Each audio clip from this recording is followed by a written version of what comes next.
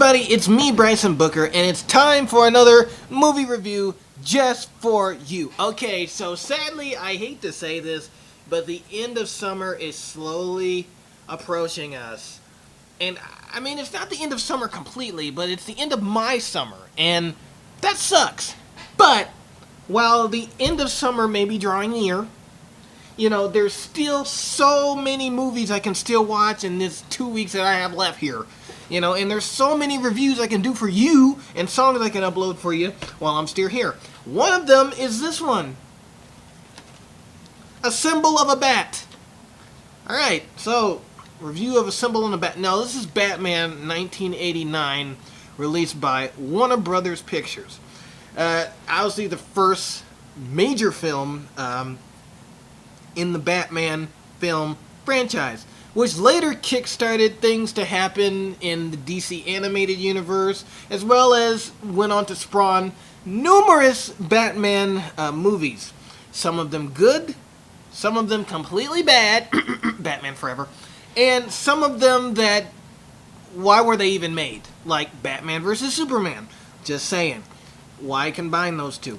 Anyway, this is the first incarnation of that whole slew of movies that came after it throughout the 90s, or in the early 2000s, and obviously in the 2010s. Starring Jack Nicholson and Michael Keaton. Michael Keaton plays Batman.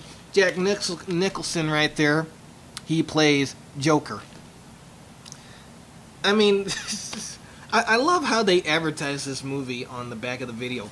Okay, first you have absolutely nothing but the Batman symbol, so obviously you know it's Batman.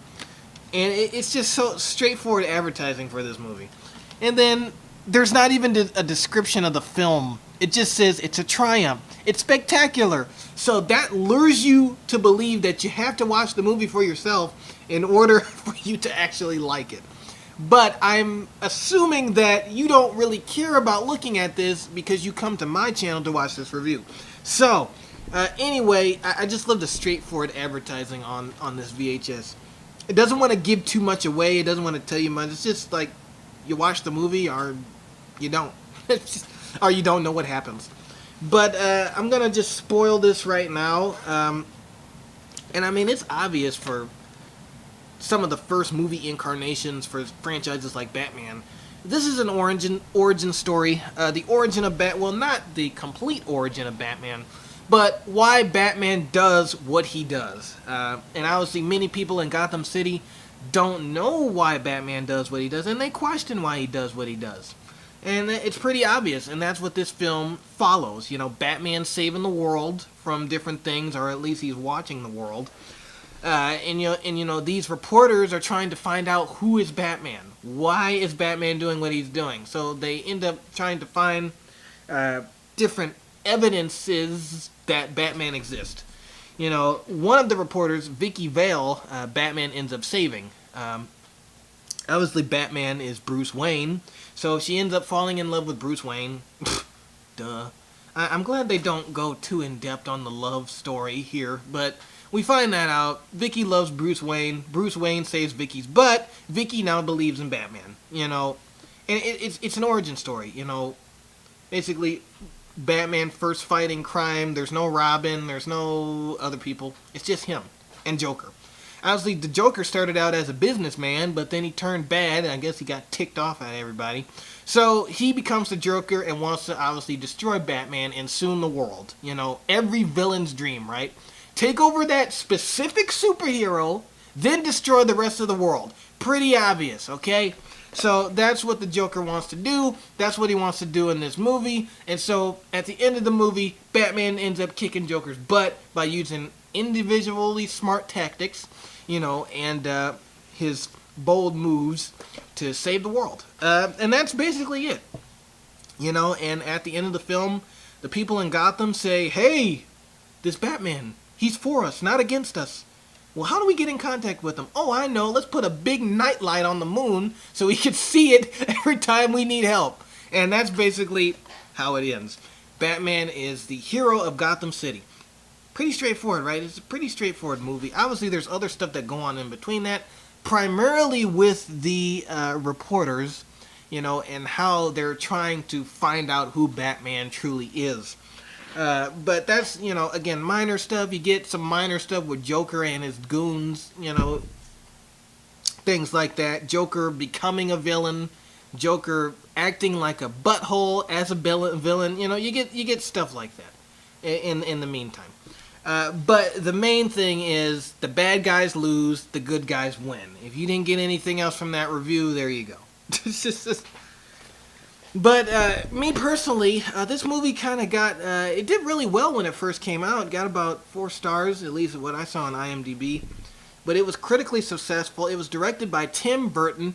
Obviously, Tim Burton, you guys know that name. I really don't need to go into his history in movies. You know Tim Burton.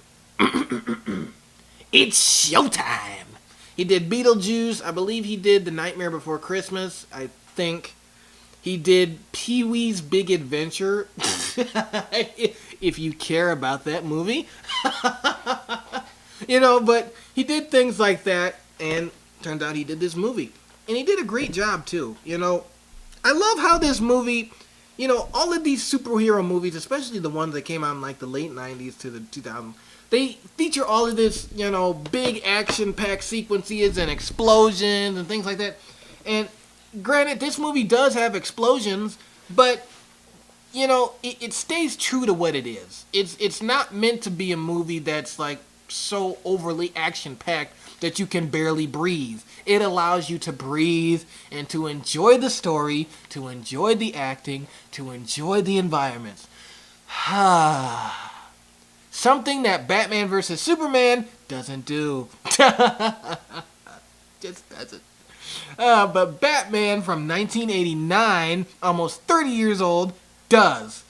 How did they get that wrong later? I don't know. But does a great job. It lets you breathe. It's a great movie. Basically, for those that don't know who Batman is, and I mean, if you don't know who Batman is, maybe you need to start getting out more. But those who don't know who Batman is, this is a great movie to introduce any new fan to Batman. Or you can introduce them to it through the comics or the 1960s TV show.